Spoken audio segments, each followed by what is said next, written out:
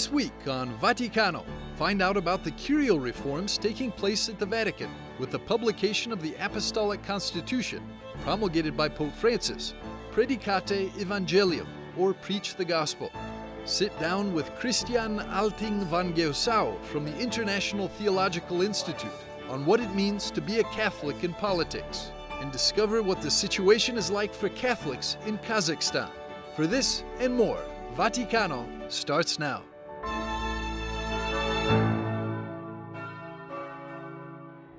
Pope Francis described himself as a pilgrim of peace when he landed in Nur-Sultan, the capital of Kazakhstan, on September the 13th. The papal trip to the Central Asian country, home to a small Catholic minority, was to last 3 days.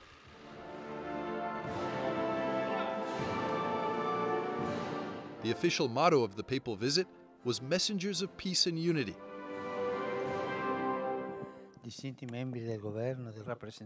Already at the first meeting with representatives of the Kazakh government, the pontiff emphasized that religious freedom is the best basis for a good social coexistence. A good policy, Francis said, can be recognized by the fact that it listens to people and responds to their legitimate needs.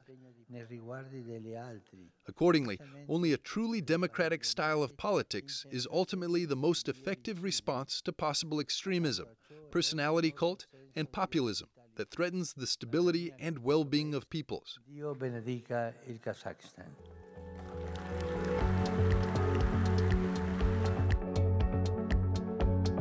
The Pope's participation in the 7th Congress of Leaders of World and Traditional Religions at the Palace of Peace and Reconciliation in Nur-Sultan was awaited with great excitement. The interfaith meeting took place on the second day of the trip, and in addition to the Holy Father and Vatican Secretary of State, Cardinal Pietro Parolin, representatives of Judaism, Islam, Orthodoxy, and Buddhism were also present. In his address, Francis stressed that the various religions must work together to find an answer to the global challenges of today. Religion is not a problem, but part of the solution for a more harmonious life in society. The pursuit of transcendence and the sacred value of fraternity can inspire and illuminate the decisions that need to be made amid the geopolitical, social, economic, ecological, but fundamentally spiritual crises that many modern institutions, including democracies, are presently experiencing, to the detriment of security and concord among peoples. We need religion in order to respond to the thirst for world peace and the thirst for the infinite that dwells in the heart of each human. With regard to current conflicts, the Pope repeated his appeal that religions must never be instrumentalized by politics for armed conflicts. The sacred must not become the support of power, Francis admonished. It's not in armaments that one must invest, he said, but in education. In this context, the Holy Father also denounced the practice of abortion in the Assembly. Today we find it hard to accept the human being. Each day children, born and unborn, migrants and elderly persons, are cast aside. Many of our brothers and sisters die, sacrificed on the altar of profit, amid clouds of the sacrilegious incense of indifference. Yet every human being is sacred.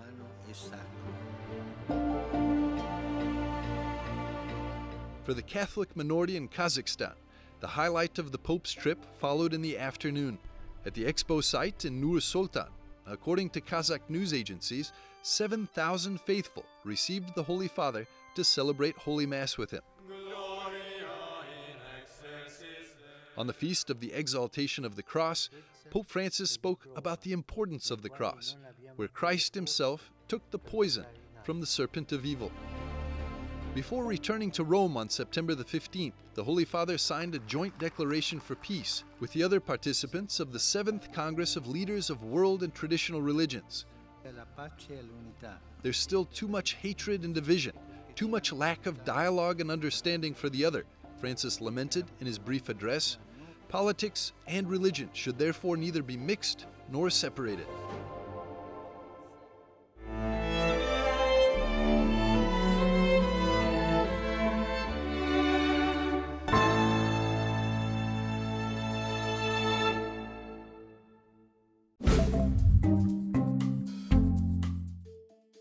Hello and welcome to this week's Vaticano Updates, the most important news from the Holy Father and the Vatican. On September the 8th, Queen Elizabeth II, the longest reigning monarch in British history, died at the age of 96 at Balmoral Castle in Scotland after a brief illness. Pope Francis, in a telegram, offered his condolences and wrote, "I willingly join all who mourn her loss in praying for the late Queen's eternal rest, and in paying tribute to her life of unstinting service to the good of the nation and the Commonwealth. Her example of devotion to duty, her steadfast witness of faith in Jesus Christ, and her firm hope in His promises." The role of the Church in a world shaken by war and other global issues was a subject Pope Francis raised with his diplomatic representatives around the globe during a meeting at the Vatican. The Holy Father warned against the risks of nuclear escalation and the grave economic and social consequences. In his official address, Pope Francis thanked the diplomats for bringing his closeness to the peoples and churches. Approximately 150 Catholic bishops attended the first week-long session of the formation course in Rome after a COVID-caused hiatus. The seminar for bishops, usually held annually, culminated in an audience with Pope Francis in the Vatican's Clementine Hall on September the 8th. The Vatican did not release any information about what was said during the meeting. After some German bishops blocked a vote demanding changes to the Church's teaching on sexuality during the German Synodal Way, organizers voiced their displeasure with the outcome and vowed to take it to Rome. Bishop Georg Batzing expressed personal disappointment that a blocking minority of bishops prevented the document pushing for changes to the Church's teaching on homosexuality and gender identity from being officially adopted. Pope Francis has exhorted Catholics in Germany in a 2019 letter to follow a path of synodality that seeks the new evangelization, but also warned of not wanting to have another what he called Protestant church in Germany. With the next World Youth Day less than a year away, Pope Francis has promised that a Pope will be in attendance. In an interview with CNN Portugal, the Holy Father said that he plans to attend the 2023 World Youth Day. It is scheduled to take place in Lisbon next August. "I plan to go. The Pope is going to go," he said, "either Francis or John the 24th, but the Pope is going," he choked. Thank you for watching this week's Vaticano Updates. I'm Andreas Thonhauser for EWTN Vaticano.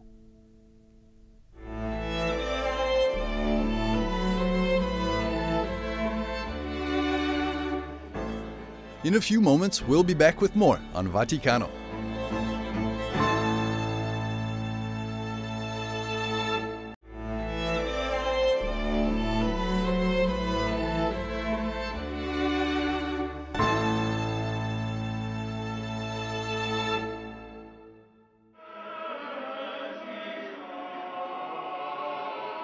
The Pope and his Curia.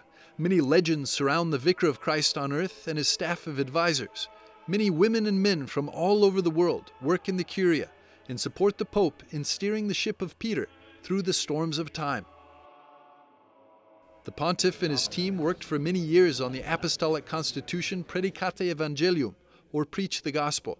It was released in March of 2022 and underlined that any member of the faithful can lead one of the newly constituted Vatican dicasteries or other bodies, given their particular competence, power of governance, and function. Praedicate Evangelium replaced Pastor Bonus, the apostolic constitution on the Roman Curia, promulgated by Pope John Paul II in 1988, and later modified by both Popes Benedict XVI and Pope Francis. The most important innovations are the grouping of the dicasteries. That is, that different dicasteries or institutions of the Holy See are grouped together. So those are the most important decisions. Then also the expansion of the financial sector with the Secretariat of the Economy and various other institutions to facilitate transparency in the Holy See's asset management. The Holy Father is not only concerned about the optics. Already in his Christmas address to the Curia staff in 2016, Pope Francis had emphasized, La riforma per questo non ha un fine estetico. Consequently, the aim of reform is not aesthetic, an effort to improve the looks of the Curia, nor can it be understood as a sort of facelift, using makeup and cosmetics to embellish its aging body, nor even as an operation of plastic surgery to take away its wrinkles. per togliere le rughe.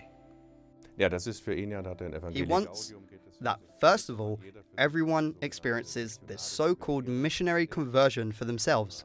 That faith is not seen as something that entails the preservation of vested interests, but that one goes to the margins and proclaims this faith and lives it out and tries to be missionary, both in the proclamation of faith and in catechetical and charitable work above all. This is how he envisions the church. That is why he has given this primacy to evangelization. Also, by placing the dicastery of evangelization first in the order of dicasteries.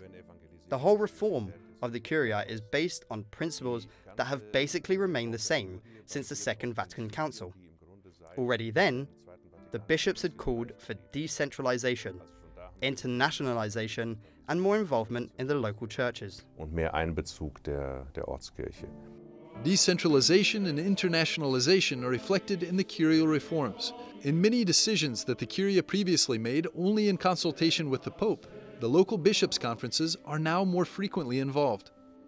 Die Chance ist, dass es eine It's both bishops' conferences and bishops that's often mentioned. In consultations with bishops' conferences and the bishops, this and that should be decided. The change is that there will be a more decentralized decision-making, in which the universal church will be involved in many things, which has already been the case so far, without it being explicitly in there. The problem is, as we have experienced in various cases where we have questioned bishops' conferences, that opinions differ very widely. I would even say that the reform of the Curia has strengthened the papal primacy, because he himself says, all offices in the Curia are vicariate offices. So they have a share in his fullness of office, and that has actually been strengthened rather than diminished by it. als dass es vermindert wurde dadurch. Especially in times in which the Church, especially in Europe, is in serious crisis, and the faith seems to be increasingly evaporating, Pope Francis elevates the proclamation of the good news, evangelization, to the highest priority. This is being reflected in the reform of the Curia that he has implemented. Monsignor Markus Graulich sees a dynamic principle anchored in it. Ja. Yes, Da, wenn man sich if immer- you always have to ask yourself, is this really serving evangelization? Then it is a constant questioning of one's own work. But if you only do an administration, that is, you get a question, you then answer it, this dynamic principle, on the other hand, is proactive. So, then the Curia would also say, now we have to place value on this particular thing. Now we have to respond to this challenge and not just always react to requests that are made.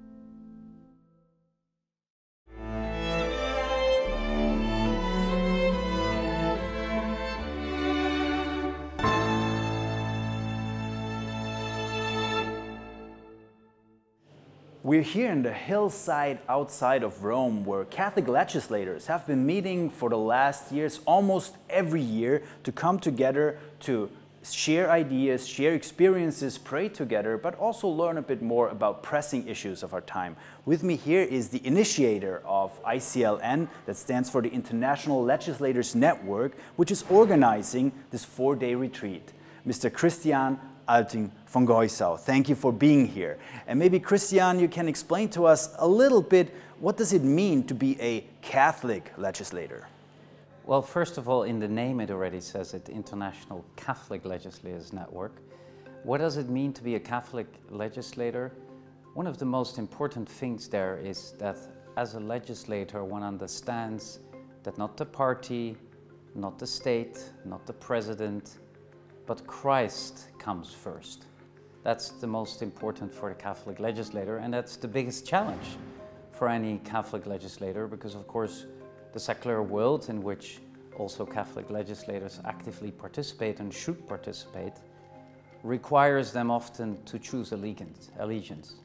And choosing that Christ is my first priority and my faithfulness to Christ is a big challenge, and we want to help legislators with that. And so you say this is a big challenge. Yes. Do you also encounter politicians, legislators who come here who have this topic, and how can they benefit from a meeting like this? What are they discussing here? Well, first of all, the motto of our organization is Faith, Formation, Fellowship. And that's where we're really about. We are completely non-partisan. We are not an activist organization. We don't do lobbying.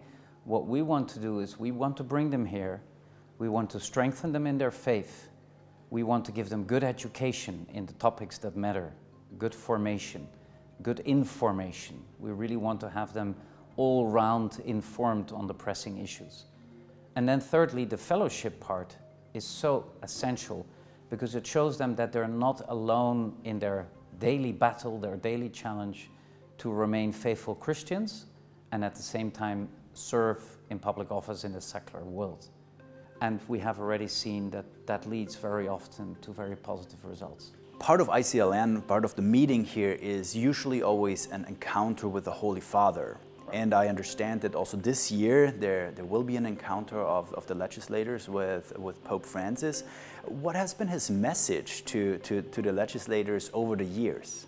The Holy Father really stresses that politics is a vocation to which also Christians are called and to which Christians are very much called. And he also always challenges us that we should not be afraid to get dirty hands, and that he likes to say that. So he's been really encouraging Christians to go into the world of politics, to serve their societies, and also really not to be afraid to stand up for that which the Church has always been, of course, the great defender of, especially human dignity, human rights, but also the family, children. All these themes have come up, and of course also the persecuted Christians. Why do we need Catholics in politics? What do Catholics bring into politics? They bring a much broader perspective into politics, because Catholic social teaching and the whole Christian tradition brings in such a deep understanding of what it means to be human. The Church alone, with all its encyclicals, all its other documents that speak about issues that pertain to politics, to society, are so rich. And Catholics who are educated, of course, they have to be educated and well-formed, they bring this long tradition of wisdom of the Church about what it means to be human into politics. And that can only be good for politics. So it's a broadening of the horizon. Christiaan, thank you very much for your time and for your thoughts and also all the experiences that you had that you shared with us. Thank you very much for coming. Thank you for the conversation.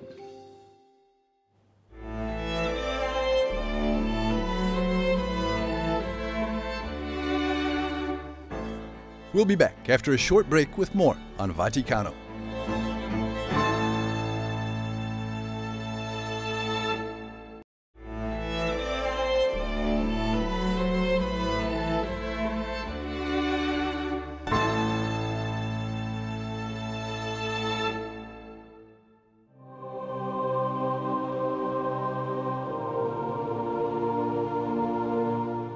Да, надо напомнить, что в Казахстане Kazakhstan is a country that experienced a lot of suffering. Different nationalities suffered here. After the October Revolution, half of the Kazakh people were exterminated. From 4 million Kazakhs, only 2 million remained in Kazakhstan at that time. The rest died of starvation especially, or escaped somewhere abroad. If you go to the Spassk, near Karaganda, there are dozens of monuments of different nationalities, from Spain to Japan.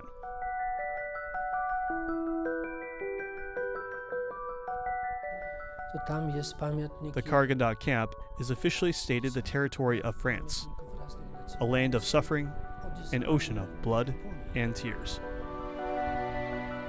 But the totalitarian regime sank in this ocean of tears, and now a rock of faith triumphs in Karaganda. The Bishop of Karaganda, Adelio Del Oro, witnessed the growth and development of the Catholic Church here. In Kazakhstan c'è una storia dolorosa e bella. In Kazakhstan, there is a painful and beautiful history of the presence of Catholicism. With the Soviet deportations, Catholics finally returned after the years of St. Francis of Assisi. Those deported were mainly Germans, Poles, Ukrainians, but also other nationalities. For 70 years, the faith was communicated mainly by grandmothers to their grandchildren, with almost no presence of priests and sacraments. Bishop Evgeny Zinkovsky, a descendant of deported families, says the faith is growing in Kazakhstan, despite the fact that many Catholics have left the country and gone on to live in Europe in search of a better life. Until quite recently, the Catholics of Kazakhstan were the descendants of Catholics deported to Kazakhstan. But now we can notice with joy that the Catholic faith is spreading. That is why not only Germans, Poles, or Lithuanians come to our church now, but also people of different nationalities. During these years, the church in Kazakhstan began to spread the faith to the local population.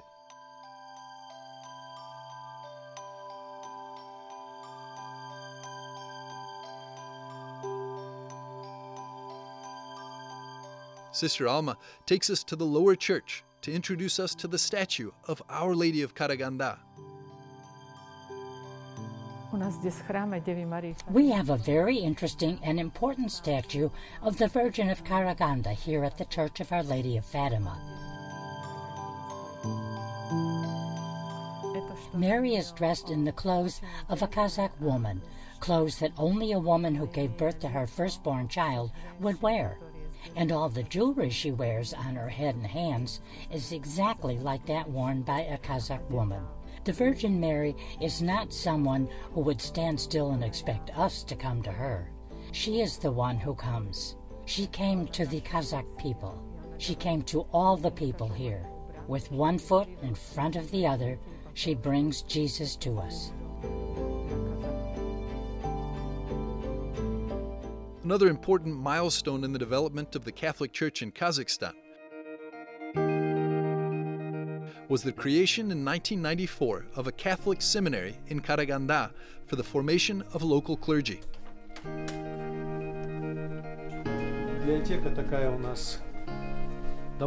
The new rector, Father Ruslan Rakimberlinov, is an alumnus of the seminary and the first priest of Kazakh nationality. It is an interdiocesan seminary, so we have here students that are trained not only for Kazakhstan, but also we have representatives from other countries, from other dioceses, such as Russia and Georgia. We had also Armenian students, and this year we expect students from the Belarus Greek Catholic Church. More than 20 priests have graduated from this seminary, including myself. I graduated in 2008.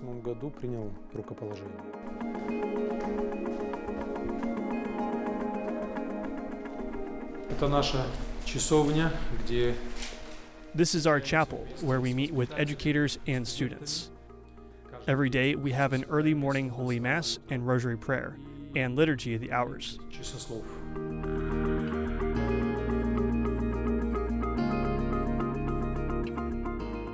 This is the heart of the seminary. This is where seminarians are formed and educated to be priests, servants of the Church and God.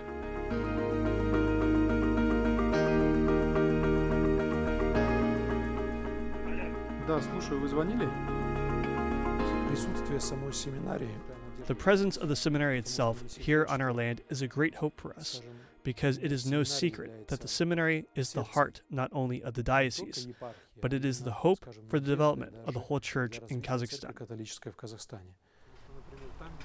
Another significant development for the church in Kazakhstan happened this year.